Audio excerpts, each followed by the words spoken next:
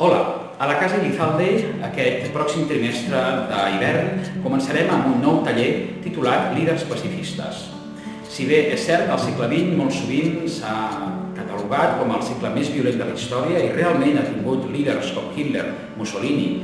Franco,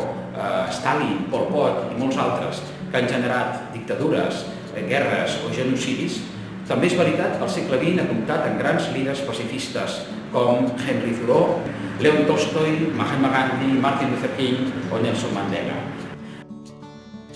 Aquest taller buscarà estudiar a fons 5 grans líders pacifistes que ha tingut al segle XIX i inicis i mitjans del XX per tal de copsar les seves obres, la seva trajectòria vital, alguns dels textos més fonamentals i en les sessions obrirem també un espai de debat i d'intercanvi cap al final per tal d'enriquir-nos sobre la cultura, la tradició i el camí de tota aquesta gent que va fer del segle XX un lloc molt més habitable i en pau.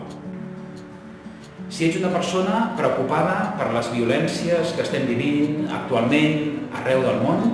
si també d'altra banda t'interessa veure com aquest segle XX s'ha pogut resoldre de manera alternativa i creativa amb molts altres testimonis com els líders pacifistes,